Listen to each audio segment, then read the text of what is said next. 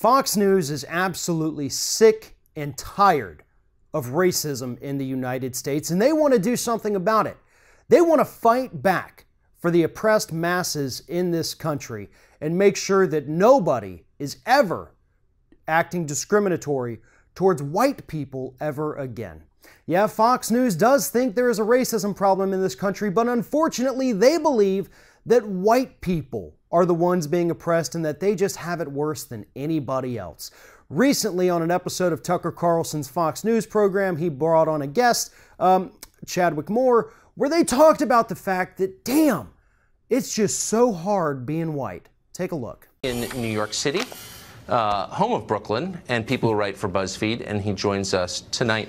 Chadwick, I know I'm painting with a broad brush here, but I can kind of picture the staffer in question sneering at the middle of the country and maligning an entire group based on their skin color, which I thought was not allowed.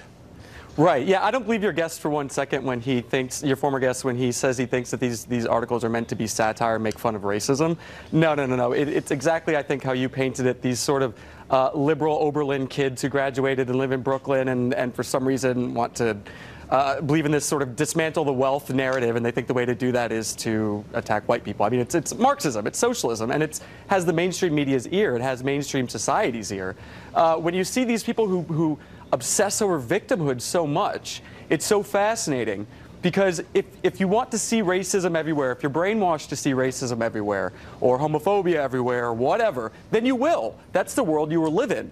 You know, I was having a conversation with a woman not too long ago about this, a young upper middle class black woman, and she was talking about how badly she gets treated on the street here in New York. And I said to her, what if you lived for one day as a white woman and you were treated the exact same way? People were just as rude to you. What then? Yeah. It doesn't make anybody happier to see everything through that lens. So let me ask you about something that happened. The overall reason they were even talking about this is because a website, The Root, was pretty scathing in a recent report they did on Milo Yiannopoulos. So because they were mean to a white supremacist, they basically assumed that all media is angry and mean and horrible towards white people, and that is somehow oppressing them. But what's interesting too is that the guest talked about the fact that I talked to one black person and she said no, she wouldn't trade places with a white person any day of the week because damn, white people just have it so bad in this country. First of all, I call bullshit on that. I don't believe that for a second, and neither should any rational thinking human being. It actually goes back to an old Chris Rock comedy routine back from, I think, 1999, where he was talking to the audience and saying, there isn't a single white person in this room that would trade places with me, and I'm rich. And that's pretty much how it still is.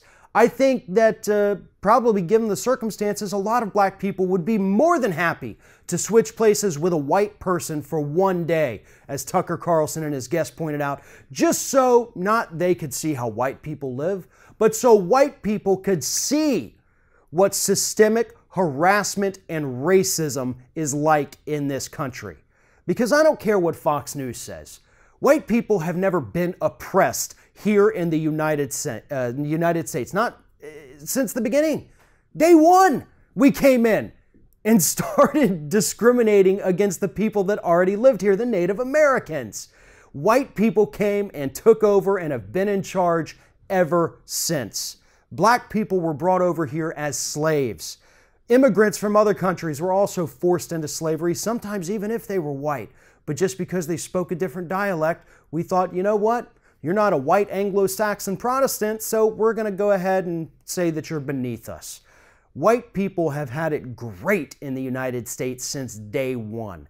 And I would love to see Tucker Carlson and his little guest there switch places with a black person for a day or possibly even longer, so that maybe they would come out of their little Fox News warped reality bubble and understand just how bad racism still is in the United States in 2018. Thanks for watching, and if you like what you see here on Ring of Fire, we encourage you to subscribe to our channel. You can see the little subscribe button down there, but if you're watching it on another device where you can't see it, go to youtube.com/TheRingOfFire, hit subscribe, be notified every time we get a new video.